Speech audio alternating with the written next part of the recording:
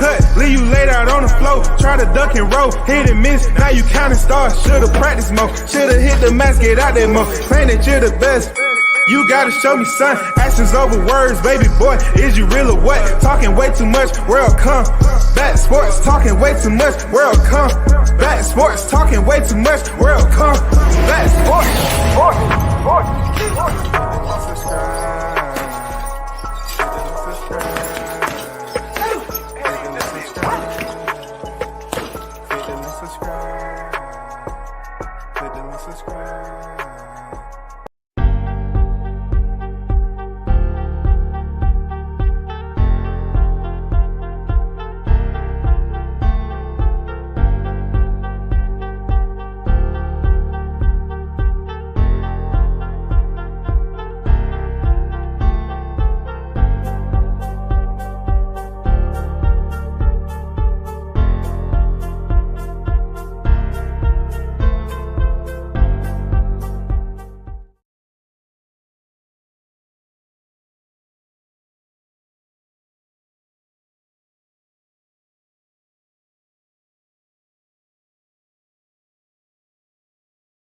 Yo, shout out to the hottest chat in the MF and game. A-Side official. No negotiations needed, period. You already know. WCS is the first in the building. What's good? Once again, we back at it. The saga never stops, and that's the good thing about boxing talk. It's always something that they adding and subtracting and adding and subtracting when it comes to talking about the sport. That's why most of the time when you go in here and you expecting people to be happy, you know, you run into a freaking cloudy reality of all the freaking black clouds, precipitated negativity. It just starts raining down. Like, you know what I'm saying? Like, you would think people would be much more happier. You know what I'm saying? Shout out to those who are on their way to the building. Hit the like button. I would appreciate it. So let's get down to what Turki Alalshikh has released. Okay, Turki Alalshikh has been on deck pretty much giving us some fights that we don't think that we would have got anywhere else anytime soon, no matter what clock you use. You know what I'm saying? It can be the salt hourglass, or it can be a freaking special bezel that you purchase. It costs you, you know what I'm saying, 6 to 2,900 beans. Who knows? But all I'm saying is he has released a message. And it says, just wrapped up an important meeting now with my team. Planning for the upcoming fights that we will make 2024 and 2025. I decided to disregard the Canelo fight as I don't want it anymore.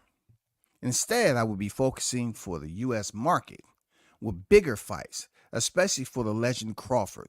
I like how he phrased the legend, identifying the legend Crawford. Additionally, I will support making fights for Boots, Haney, Shakur, Ortiz, Anderson, Benavidez, Cepeda, and more. Regarding Tim Tszyu, there's something unclear with the communications from his team with our team, so I believe I will reconsider his situation.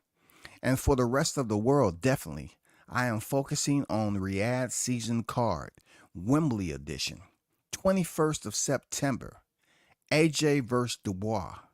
And depending on the results and the results of Riyadh season's opening card, Bivol versus Beterbiev on the 12th of October, I will build a card for the rematch of Fury versus Usyk on the 21st of December, and another big card on the first quarter of 2025. Stay tuned. Woo! In my Ric Flair voice. So what does that mean exactly? It means a lot. First of all, whenever I hear in the aftermath of this fight that just happened, all the negativity, what I understand being prior military is that there's certain individuals that really put um put deployments in motion. You know what I'm saying? Boxing is a deployment too. When you have to go into to fight camp, that's a deployment. When you have to go into fight camp and get ready for a fight, that's a deployment. It's only certain people that are role players, shakers, and movers, that the ones that actually involve themselves in creating this fight. You know what I'm saying?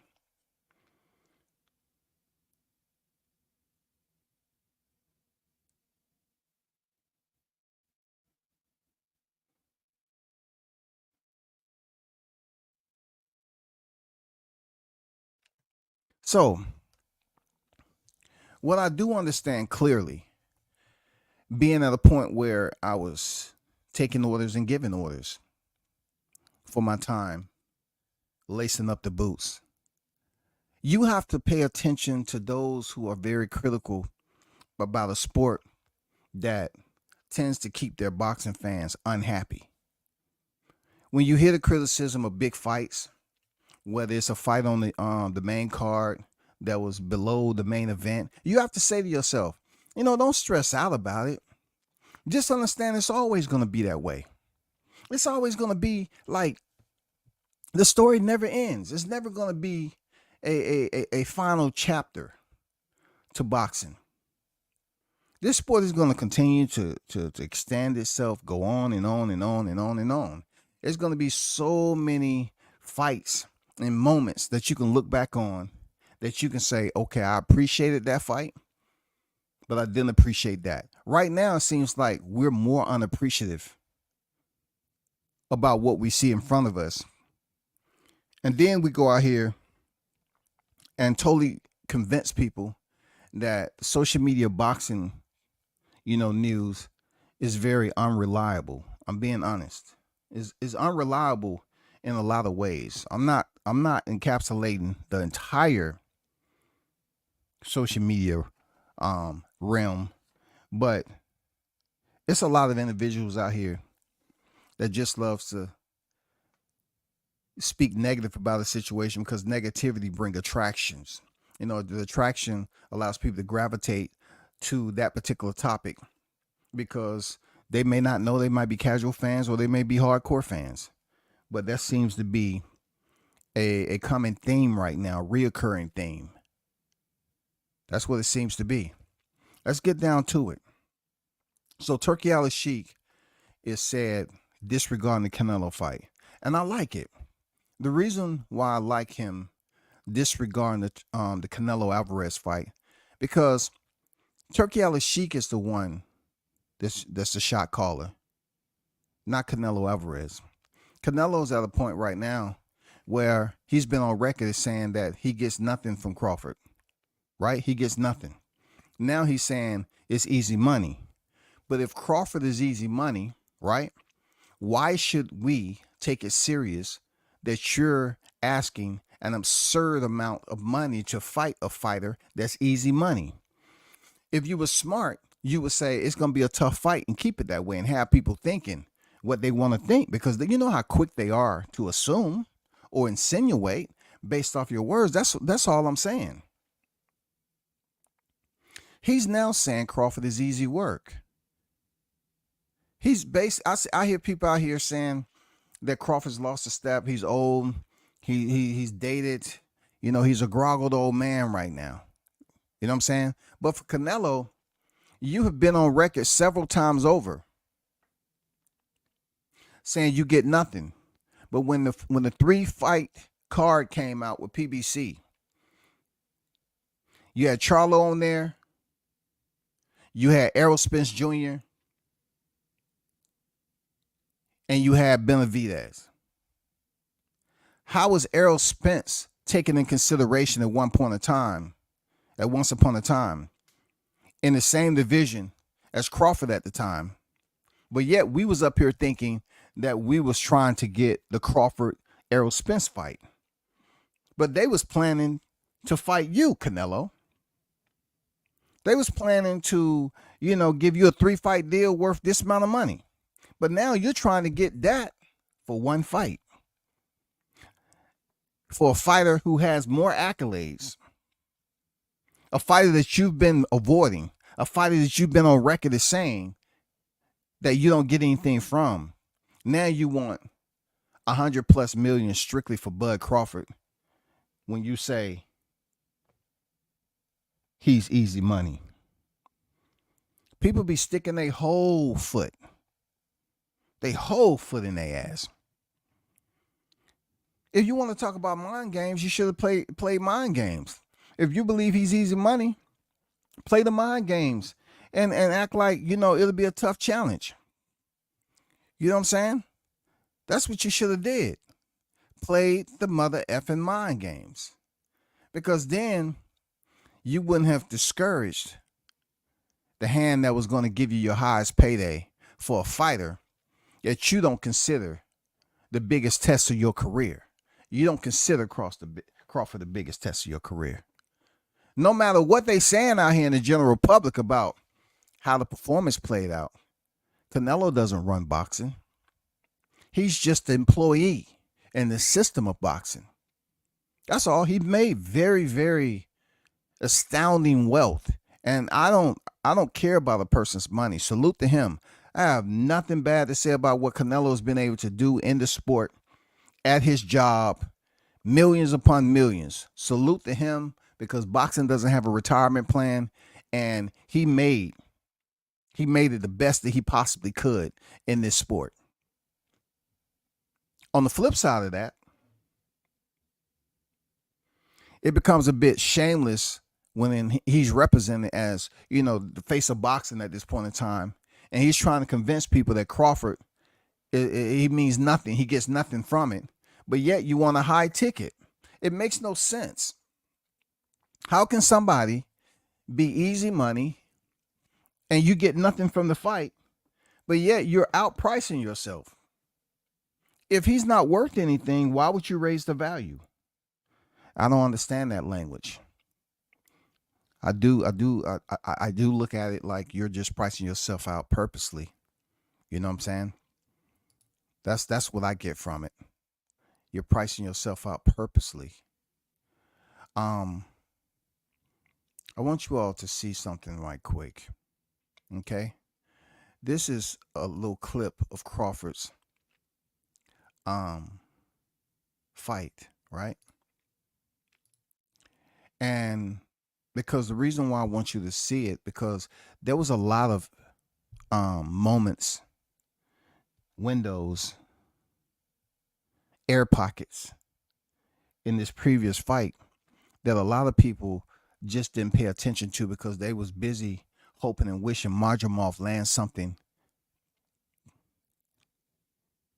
to change the energy and change the scope of the fight. That was their deposition. They wanted Israel Madrimov to land something unique. I want you all to see something, because there are individuals out here that have no problem breaking down fights. But when you hear those individuals that have such negativity, a carriage of negativity, as they freaking roll downhill, you know what I'm saying, on top of their head, crashing at the bottom with all the other haters, they only come out this more unhappier than they was prior to. I want you to take a look at this little clip of how Crawford's pockets and his windows dominated Madrimov.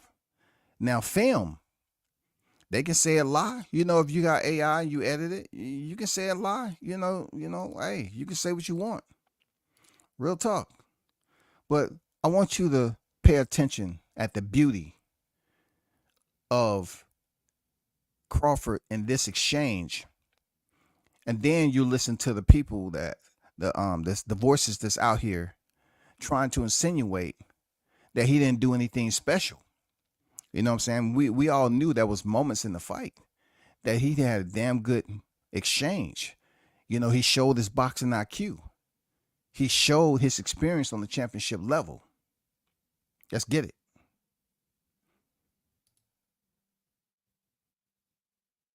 He then throws a left hook at Madramov's left hand, pushing it out of the way, opening some space to land a lead uppercut. Crawford throws another left hook around the guard and pulls Madramov's right hand down to open up space for another lead uppercut. Crawford.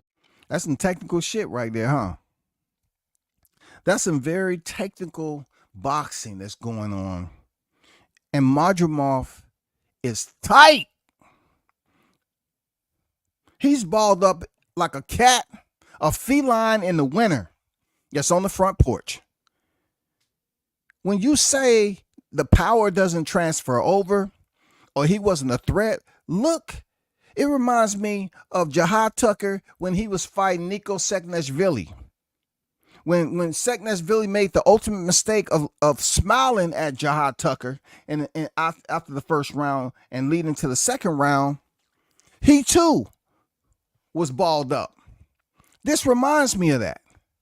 Look how technically proficient Crawford was finding openings and showing that his ring IQ is levels above Madrimov. Crawford keeps outside foot position and throws a left hand while making Madrimov miss since he moved his head to the outside. Terence Crawford is a genius. Crawford uses a double jab to break through the middle of Madrimov's double jab to break through the guard. He then throws a left hook at Madrimov's left hand, pushing it out of the way. Throw the left hook at Madrimov's hand. Wow, who does that? When they don't have an opening, the opening isn't presenting itself. It's not wide open, just sitting there. Okay, here I am. He's creating openings. He's creating this. This is where it comes. Your mental game transfer to your physical game. Opening some space to land a lead uppercut. Crawford throws another left hook around the guard and pulls Madrimov's right hand down to open up space for. Pull Madrimov's right hand down to open up space. And you see Madrimov just standing. You know what I'm saying? Folding over. How many shots do you think it was in this exchange? Since Crawford is old and really he's lost some of his educated boxing skills. How many punches do you think that was in this exchange? For another lead uppercut. Crawford keeps outside foot position and throws a left hand on the while chin. Making Madrimov miss since he moved his head to the outside. Him on the chin. Terence Crawford is a genius. One. Crawford uses a double jab to break through the middle of Madrimov's guard. He then throws a left hook at Madrimov's left hand, pushing it out of the way, opening some space to land a lead uppercut. Crawford throws another left hook around the guard and pulls Madrimov's right hand down to open up space for another lead uppercut. Crawford keeps outside foot position and throws a left hand while making Madrimov miss since he moved his head to the outside. 8. Terence. God damn. You're talking about an 8-punch combination in the pocket? And he's basically providing you a curriculum, a chapter from the boxing curriculum of Crawford. One of the greats to ever do it. Did you see how technically inclined, advanced that combination set was? Did you understand that? The person who, from Fight Mythos, shout out to them, this is their content, Fight Mythos, they broke it down excellent. Superbly. Just like boxing gyms. Superbly. There was moments in these fights where him making adjustments, him being Crawford, making adjustments to Madrimov, very unorthodox and banal, you know what I'm saying, banal fighting style that he chose to go in here and fight with Crawford. But let's see this one more time and see the beauty of how he was opening and playing around. It's almost like he was puppetizing freaking Madrimov. He was puppetizing him, y'all. He wanted Madrimov to do what he wanted him to do. He was showing him, what do you do with a puppet? You manipulate the strings. You have the strings. He was creating openings, man. Brilliant. Crawford is a genius. Crawford uses a double jab to break through the middle of Madramov's guard. He then throws a left hook at Madramov's left hand, pushing it out of the way, opening some space to land a lead uppercut. Dang. Crawford throws another left hook around the guard and pulls Madramov's right hand down to open up space for another lead uppercut. He threw a left hook around the guard, pulled the hand down, and then came up the middle with a right hand. And they're busy talking about him fighting southpaw.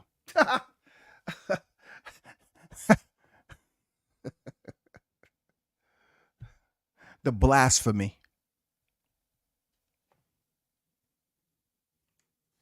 The blasphemy. These, when you see a fighter that's not appreciated during their time, you just have to be patient, because these are undesirable moments in boxing. When you ask yourself, I thought you was a hardcore fan. I thought you was a aficionado. I thought you was a diehard. But yet the only thing you want to talk about is as if the fighter that's from your country, you know what I'm saying, went in here and did something special, but you don't want to take or maximize your effort to give him credit. You know what I'm saying? That's the lowest form when it comes to the boxing fans. That's the lower form. And they're authentic with it too. You know what I'm saying? They're showing their true selves, bro. Most of these cats that criticize, Crawford's freaking performance, they like that in real life. They like that in real life. These cats that are Crawford agitators, that love bringing the insurgency for no damn reasons that I talked about, spend hours upon hours. They wouldn't want to look at something like this. They wouldn't take clips and look at how technical, you're talking about a 7 to 8 punch combination, and see how Madrimov, the natural 154 pounder, is basically looking like a Uzbekistan ball of yarn. Crawford was crocheting a combinational set off freaking Madrimov's head. And he was doing it beautifully. You know what I'm saying? He was crocheting with his combinations, wrapping this man up. He thought Crawford was coming to the left of him, coming up the middle, coming over the left, back up the middle. I mean, he was everywhere. Crawford damn near threw 7 shots before Madrimov answered. That's very telling, huh? Like a snowflake to the goddamn in the summer heat. That's very telling, huh? That shit gonna melt immediately. And when you see shit like that, you gotta say to yourself, damn, that shit was high end. That was technical. That was some technical shit he just did. You know what I'm saying? You have to look at it in this way. Like I told you before. When it comes to Crawford, and for those of you, whoever you may be, for me, I'm trying to teach you something, because when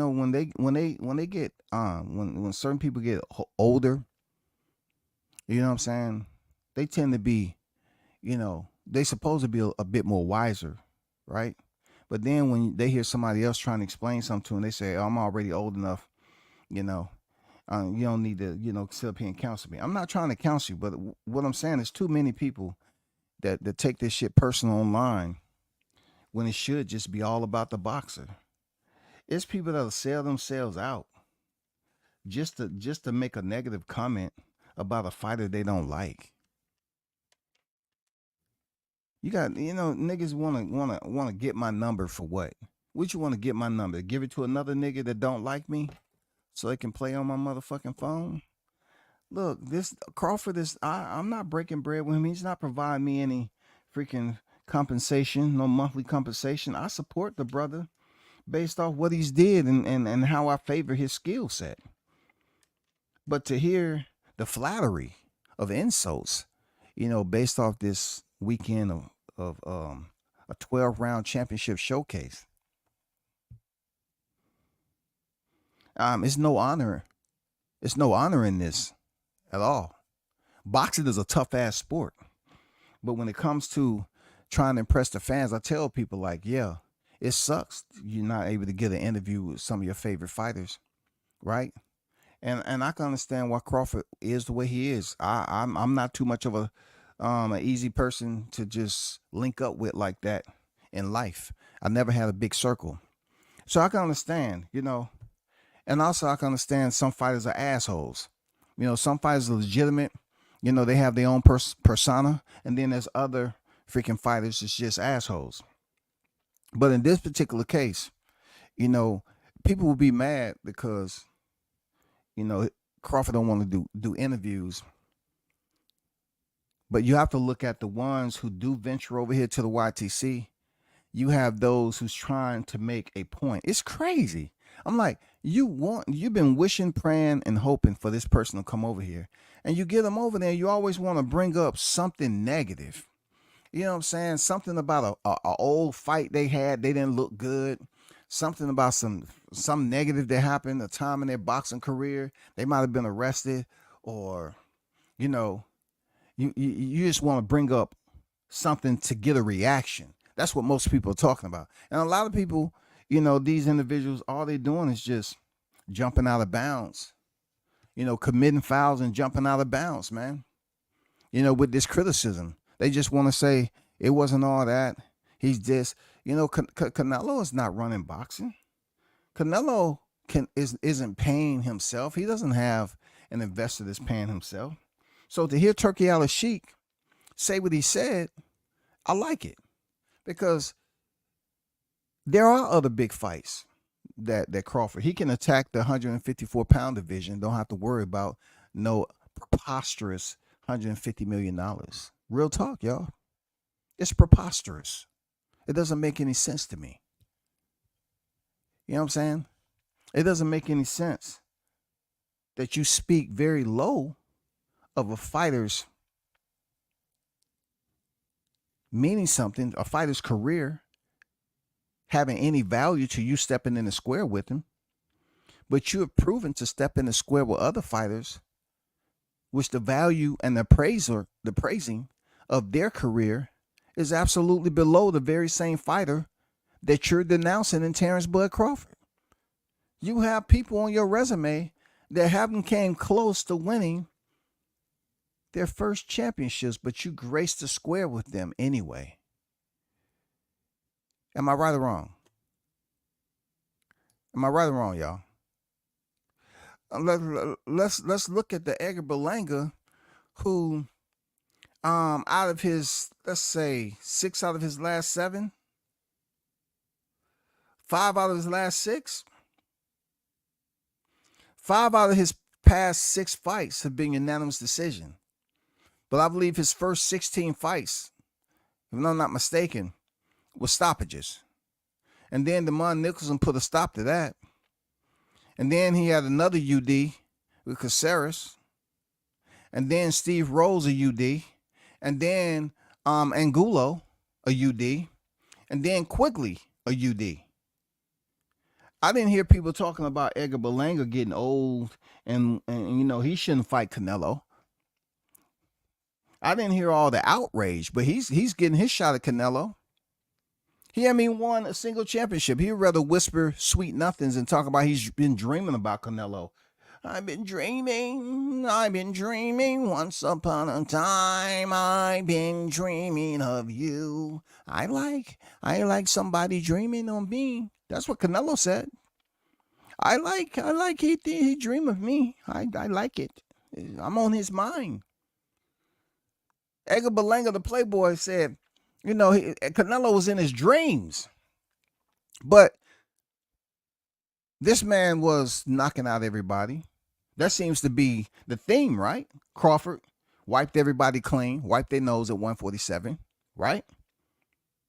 You get up here and go the distance. Then you have Edgar Berlanga, who's set September 14th to go in there with Canelo Alvarez. And 5 out of his last 6 fights has been UDs. All right.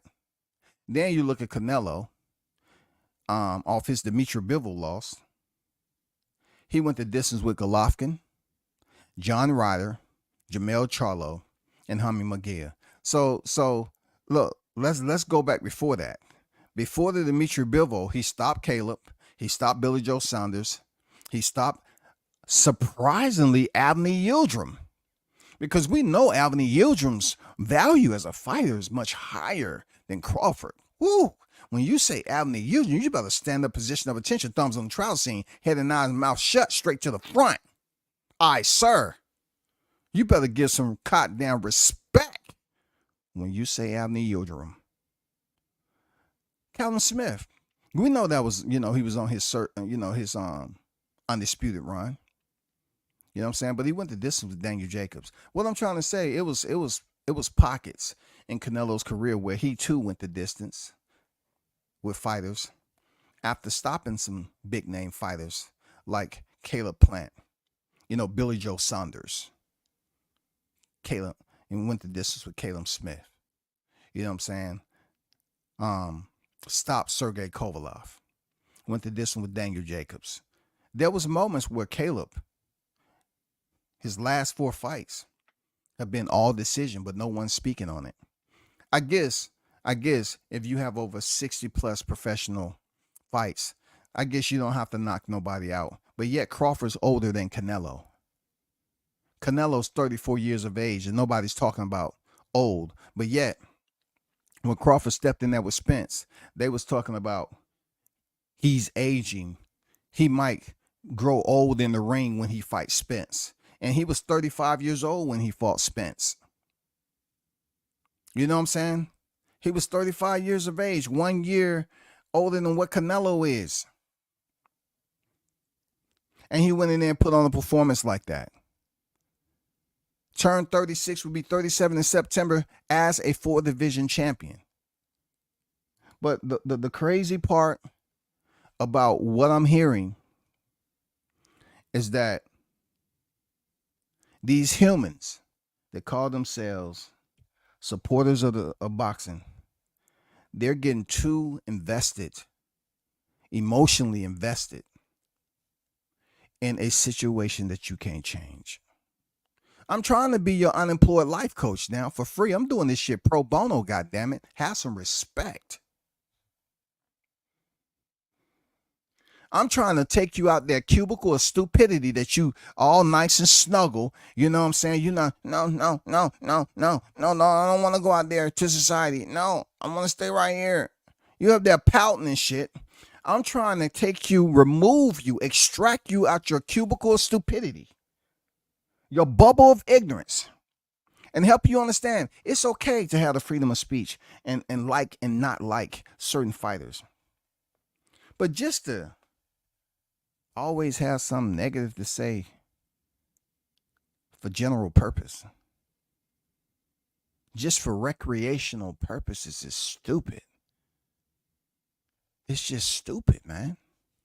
You have to look on that thumbnail right there.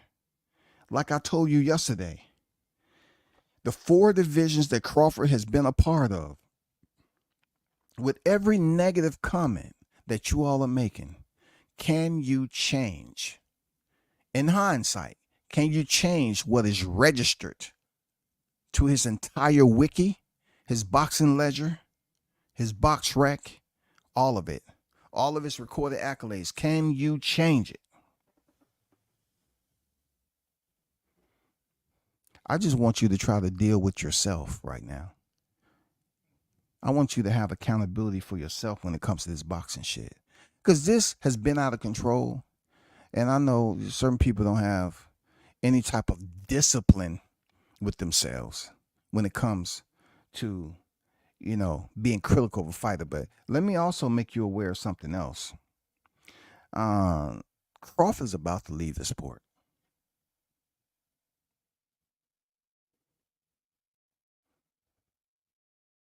Crawford is about to leave the sport of boxing.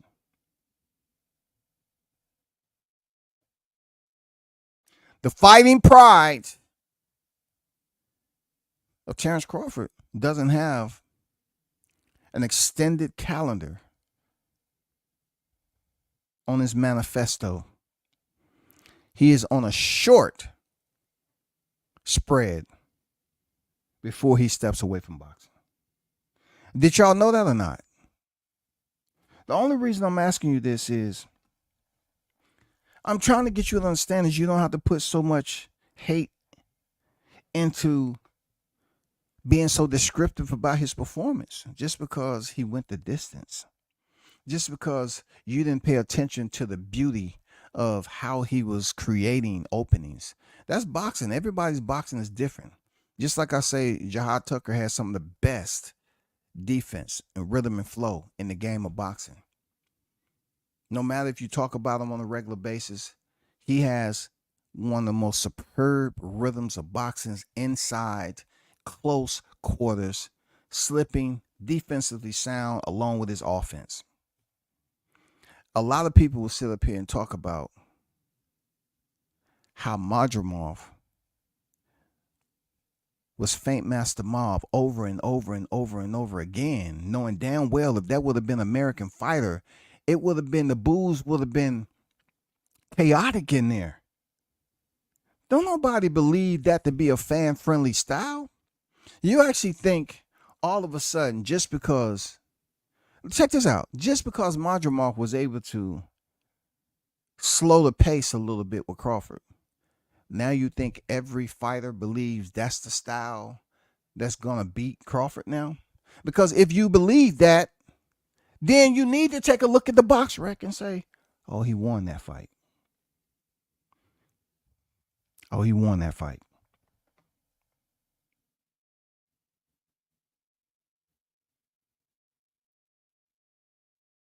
I'm just trying to maximize, your window of perception, man. Just kind of, peel back, open those goddamn hinges that are sealed shut, and for you being closed-minded. I'm just trying to help you out. I'm just trying to provide a little bit of fresh air in that cubicle space of yours. That's all I'm trying to do. Crawford did some beautiful work this past, just like El Rayo. El Rayo did some beautiful work in there exposing. They did their homework. Out of all the fights, I enjoyed El Rayo versus Pitbull the best. I enjoyed that because I knew what was coming. Just like we knew what was coming with Errol Spence and Crawford. El Rayo did his homework. And to me, that was the fight of the night. Not watching Madrimov faint and people get all mesmerized over it.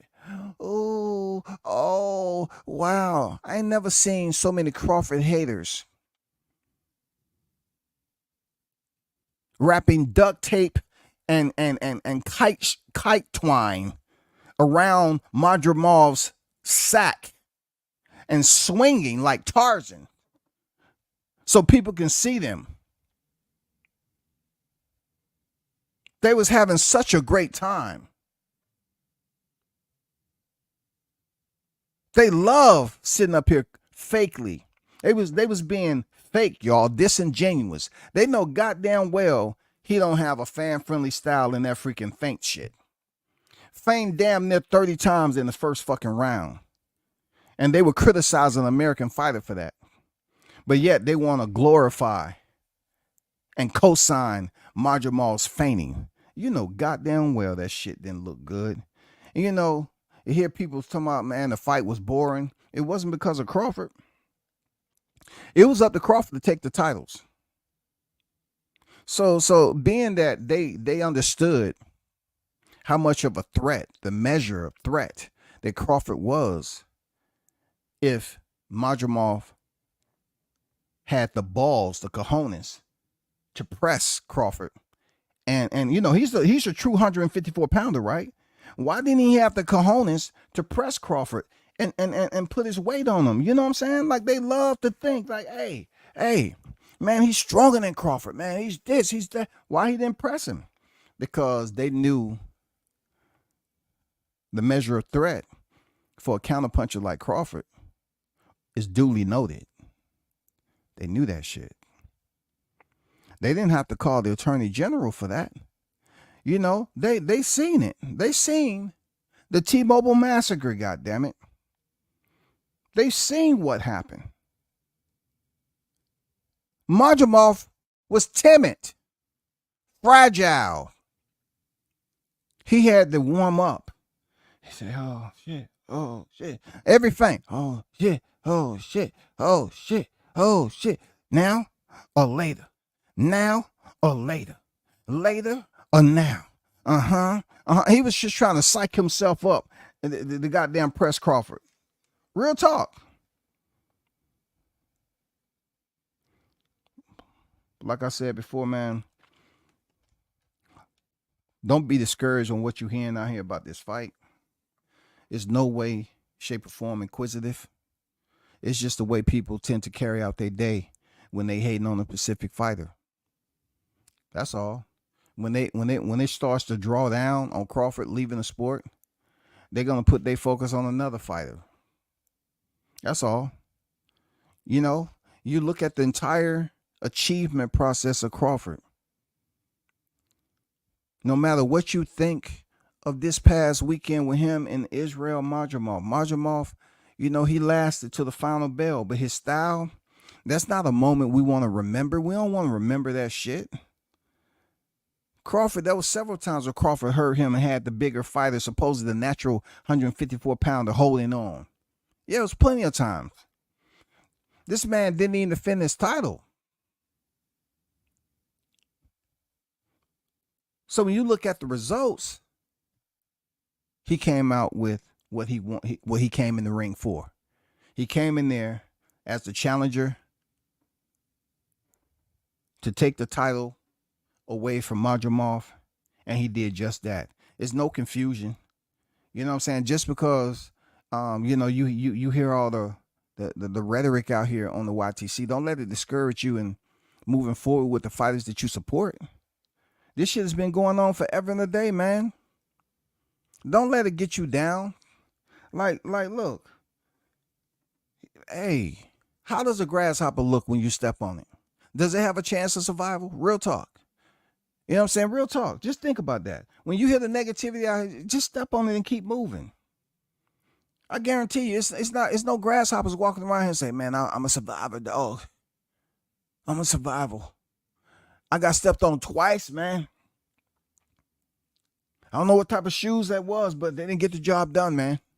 I'm a survivor. That's not what we're dealing with out here.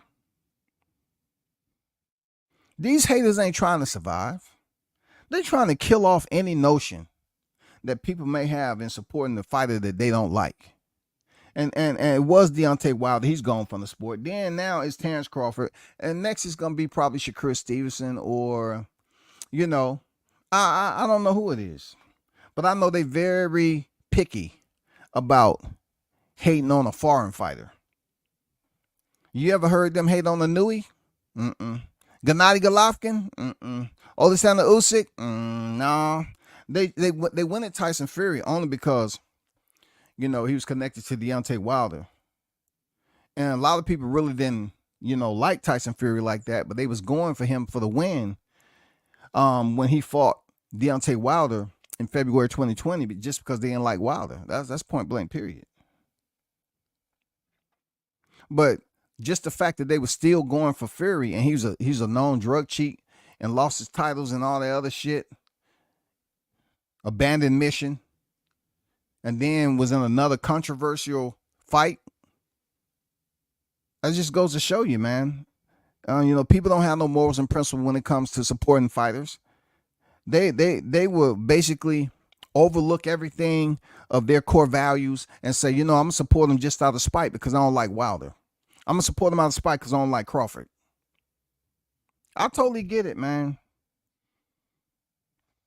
Don't expect me to go out here with pointless questioning. I'm not going to continue to question people on why they do it. It's pointless.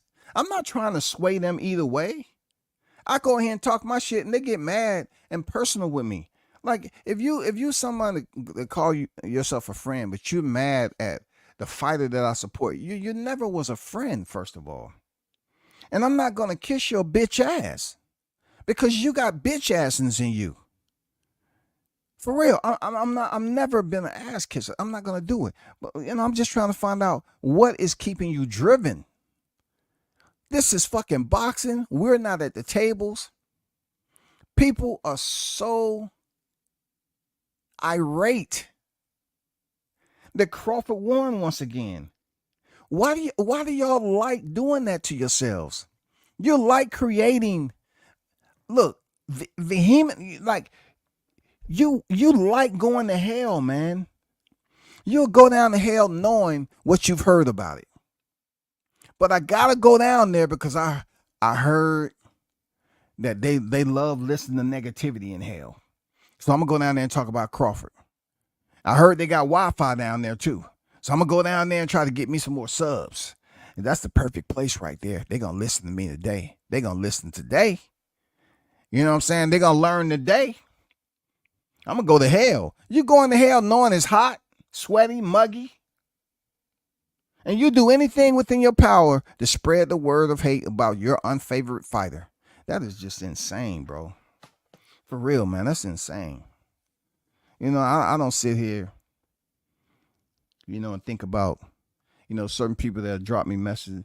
Man, come on, bro. I'm not even freaking cataloging that information to use as a later day. Like, you hear it, you read on it, and then you keep it moving. Like, I'm like, what's going on with these niggas? Like, you're not breaking bread at the table. You got dudes that claim that they're much closer to these fighters than they actually are, but yet they don't get no content. They ain't doing shit that boost up boxing media. All this has become the social media National Enquirer. But their primary topic is not current events. You know what I'm saying? Just like out there in the civilian pop. This is pretty much as boxing turns, as the world of boxing turns. You know what I'm saying? And then they always want to remind you of who they don't support. These are people with families just like some of these cats. And they don't care nothing about that. They'd rather put out freaking negative information about them and get personal, only to try to see if that particular fighter that they've been preaching this negativity to responds to them. That's all. They want them to respond. And then when they respond, they're going to do a whole week and a half of live streams saying that particular fighter is hating on them. You see what I'm talking about, the bitch assness? You know what I'm saying? How some of these guys, you know, hold the clitoris. They give you everything you need. When they be ovulating out here on this social media, they be wanting to get fucked, don't they? Well, I'm a man on the outside, but I got a clitoris and a sack. And I'm different. I don't identify except just for a bitch. You know, they call me a bitch in school. They call me a bitch. I'm being a bitch about this freaking social media. This boxing talk. I want to come up with shit. They be going through their goddamn monthly menstrual. You know what I'm saying? They be going through shit a bitch would do.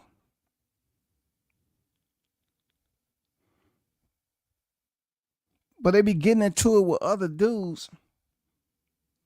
And this shit be getting personal. I'm saying, you can't change what Crawford's accomplished. He's accomplished the shit. This is no exclusive language. This is fact. This motherfucker is registered. It's done. What are you doing? Move on to the next fighters. I could have been on here talking about how T.O. wanted to get into the post fight. How? You're not that special.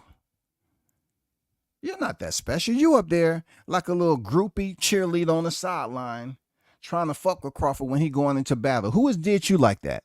Who thought you was that important to do that?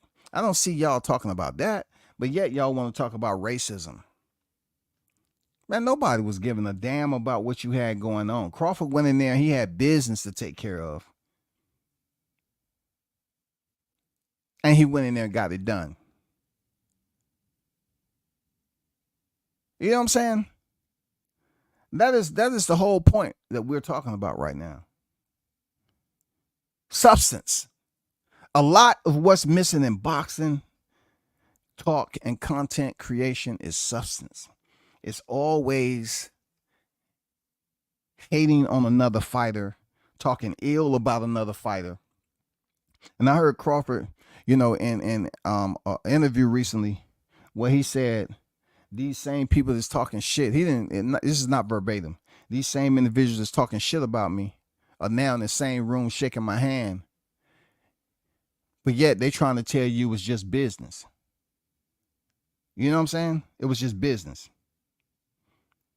But if you really pay attention to some of these dudes on here, they would go above and beyond to say the most hateful, intrusive insults about this person as if their kids are not old enough to be on social media. That's all I'm saying. You know what I'm saying? That's all I'm saying. It's just beyond me on how they want to perform. A pageant of Crawford haters that you see all the time out here. And you have to ask yourself, are they listening to WCS? Ask them the question, can you change the results? 41 victories in the game. Are you able to reverse the results? Ask yourself that over and over again. Self-medicate. If you got to go up there and goddamn pop some Clorox tablets, some bath salts, and chase that shit with some spoiled milk, do it. Get right. Get your head right, man. Get your head right. Medicate. And ask yourself, can you or do you have the power to change what's already in stone? It is written. Say it therefore from here into eternity. This shit is written already, so you can't change it. You might want to work on your other statistics. You might want to change this shit over and focus on another fighter, because the one you're putting all this effort into, you don't have enough power to influence him to go in there to the ring and just lose it and forget everything he's ever been trained. If anything, I said the same thing about Errol Spence and freaking Terrence Crawford. I said, all these haters that was putting all the time, countless sunsets and moons, sunsets and sunrise, sunset, sunrise, over and over again in the AM, PM. They could not prevent that ass whooping. You know what I'm saying? They could not do it. They was busy, had that freaking bow pulled back, and they was sending those arrows of criticism down range. Insults after insults, lies, this, that, and the other, just clickbait after clickbait. And he gave that man the worst ass whooping that we saw in boxing in a long time, bro.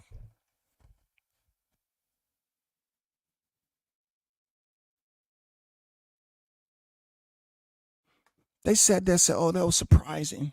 We didn't expect those results. Ah, that was so surprising. Something wasn't right. What you mean, someone right? Oh, man, he wasn't right. He just wasn't right, man. He just wasn't right. I've seen him fight before. Yeah, we seen Crawford fight before, too. Yeah, he had all knockouts leading up to your knockout. To Errol Spence knockout, rather. Right? Okay, so what are you saying?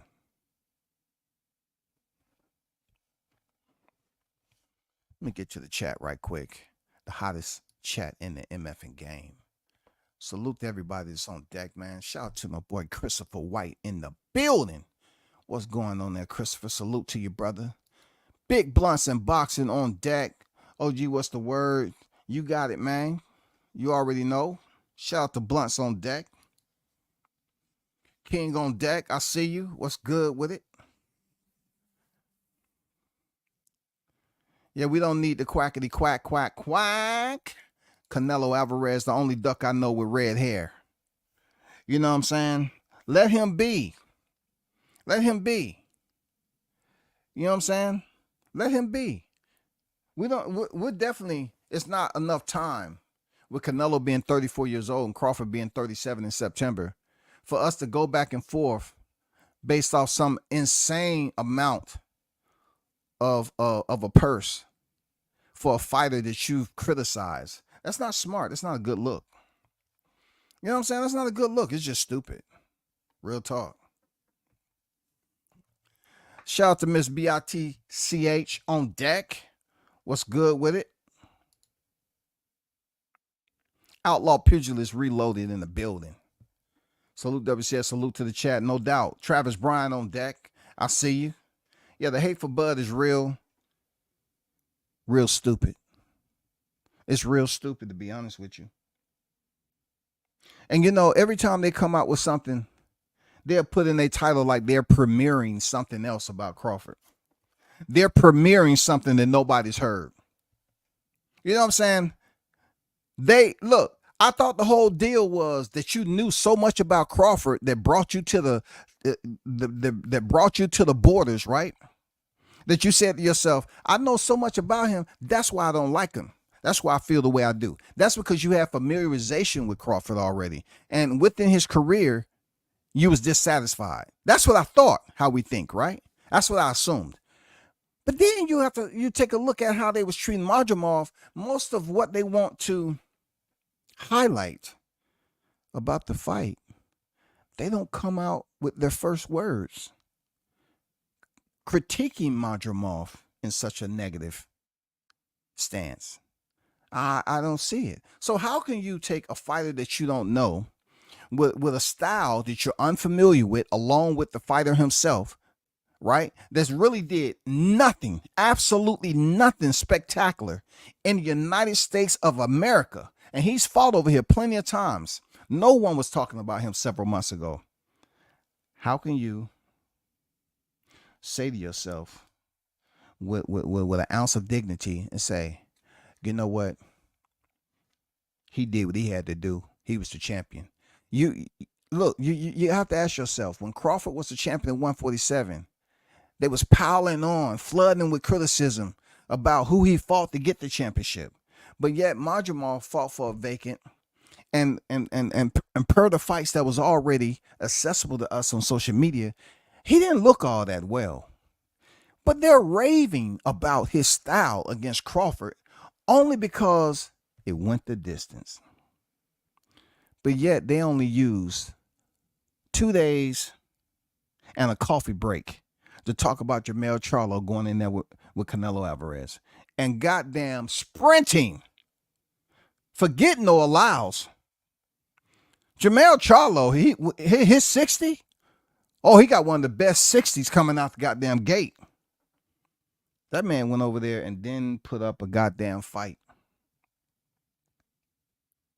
He didn't put up a fight at all. And they didn't stay on that too long because they don't really give a fuck about Jermell Charlo enough to talk about him. But since Crawford is doing, I'm giving a fuck about boxing and I continue to win, they want to stay close. You know what I'm saying? They want to stay close like them step relatives. They want to claim they're your cousins and your uncles and aunties, but related to nobody in the family. Shout out to Outlaw Pugilist, Boxing God 7 on deck. What's good with it? Sue WCS, Saul Duck Canelo 150 is crazy for someone who is easy money. Didn't he say that? Canelo said the man was easy money. Why do you believe that Turki Alalshikh will give you 150 million for Crawford? Like, once again, have you ever made 150 million with any other fighter? Did you make that combined with Gennady Golovkin? I'm just curious. The 3 fights that you had with Triple G, did it total 150 together? I'm just curious. It might have, I don't know. But did it? If it did, let's just say it did. Have you been able to reciprocate that with any other fight? During that time, were you able to make that amount of money again for one fighter? So if you have never made 100 million for one fighter, why are you throwing numbers up like that if Crawford is easy money? This makes no sense. Terrence Crawford is pound for pound the best fighter on the planet, hands down, and Madrimov is a decent fighter who would beat Spence and Boots at 154. I put money on him. Okay. Now we get, we got some other scenarios is playing out. Okay, all right. I would like to see, Madrimov go in there and fight somebody else and see can they stop him or go in there and have success. Real talk. Since he's the hype of the town, let's get some of these other fighters that's calling out and clout chasing Crawford. Let's get them in there with Madrimov, since he's the talk of the town now. Since people are feeling so bad like it's a funeral. They robbed Madrimov. They're pouting and babying him and shit. What did I show you before? Where's that thumbnail? I don't think it's still up here. Shit. I might have removed it. Yeah. But let me show you something right quick. This freaking thumbnail right here. It's no Photoshop. I'm just saying to myself, if Bud didn't do anything, then why are we looking at Madrimov with his shades on, with Bomac, and Crawford with his shades off? He give me lumpy vibes. Madrimov give me lumpy vibes. Like, I'm surprised they didn't come up and talk about Crawford had removed some of the padding from his glove. He had brass knuckles in it, because no way he could have did that from what we've seen. It's no way he could have did that to Madrimov. It's no way. There's no way he could have put those lumps on his head. We hit him. See, that's because y'all was busy looking at Madrimov. And y'all was hoping that he does something special. That's all. That's all you was waiting on. You was hoping he was doing something special. You was being haters. That's all. But let me put those 4 divisions back up in there, because that's very imperative that they continue to visualize that moment. You know what I'm saying? Because that moment right there is 4 divisions, no matter what you say. What's next if he's able to unify for undisputed at 154? We don't have to worry about no Canelo at 154 asking some absurd amount of money. I think it's doable. Unless, people talking about Jermell Charlo trying to bring his crying, pouting, whiny ass back out and really act like he want to fight Crawford now because he don't have a choice. He need a payday. You know what I'm saying? Mike on deck. What's good? Madrimov is a tricky fighter. Want to see. Watch his next fight. He smashed your favorite fighter, Madrimov. It's no joke. He ain't a bum. It's the aerosexuals that started to hate on it. It's them that continue. Yeah, you know how it is with them. You know what I'm saying? You know how you see a bitch on the street that's been there for a long time and she know all her customers, name by heart. That's what they doing. They love walking the boulevard. You know what I'm saying?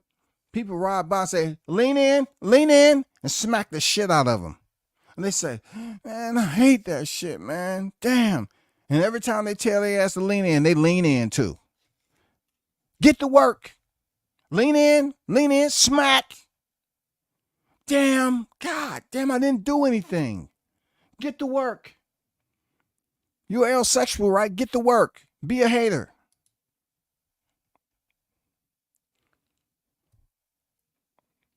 Nobody's believing you. Nobody's believing. Andrew Charles on deck. What's good? Arnold Brown on deck. Salute. Shout out to the News by Shaw News Sauce Experience. Salute to you. What's good with it? Team Tucker official on deck. Shout out to Danger High Tucker on his way back into the ring this month. August 17 next week, he will be back on deck, man. Shout out to Team Tucker in the building. ITC Boxing to You is on deck. One half of the apostles in the building. WCS, my God, one love to you. In the chat, 402 is in this mother jugger and want all the smoke. Yes, sir. I don't know if you should want the smoke, you know what I'm saying? Because they're blowing smoke. They're so used to they're just blowing smoke. It has nothing to it. It's just them going through the same fucking routine all the time, bro. They're putting in all this work. Like, I can see if it was something productive that you wanted. What's the end game in this bitch? The end game is to continue to criticize to the next fight, because we found out 2 times now that the criticism you had last year didn't work, criticism you had this year didn't work. I mean, look, he did everything he was supposed to do for the rematch.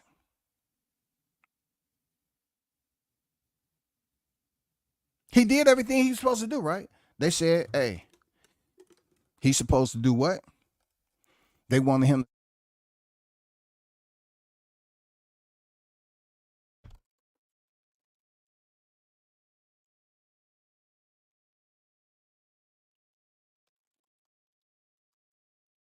That's all I'm saying. Let's Puma on deck, man. Salute to you. With the young bull.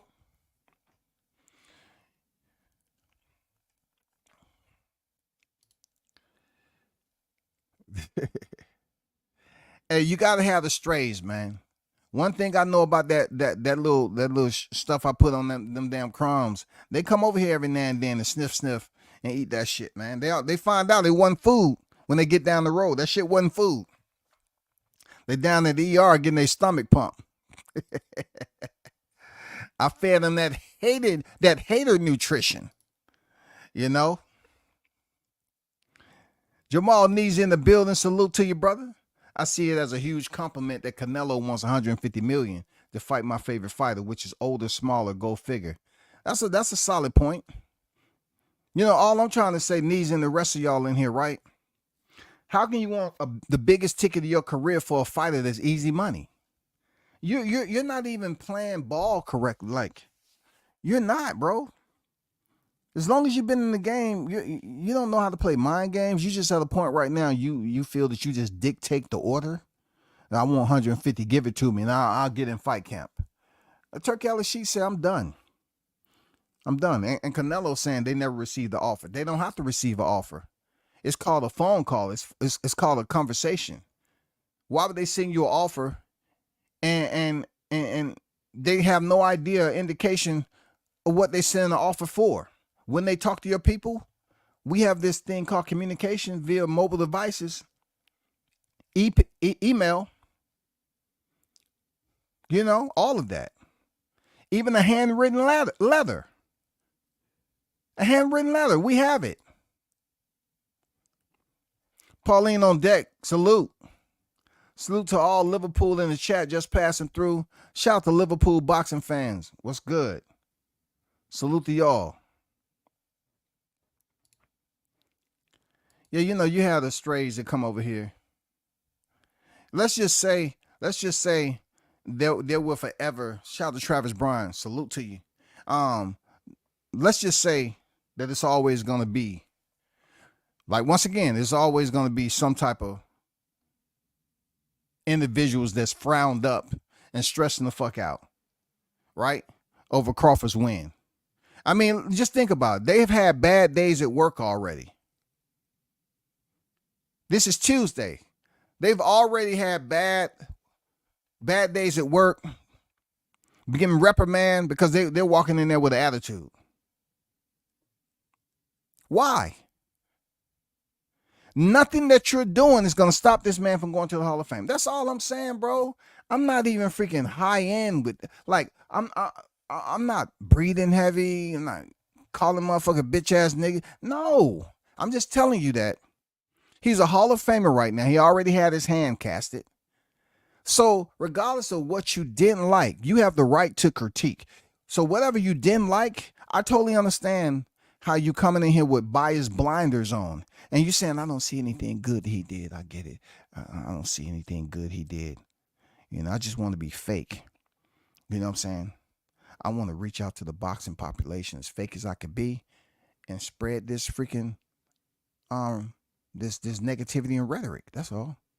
But if you're looking at that thumbnail and you're able to count in English, 1, 2, 3, 4, it's going to tell you that that's where he sits with his accomplishments as far as divisional championships. That's where he's at. You can't fuck with it.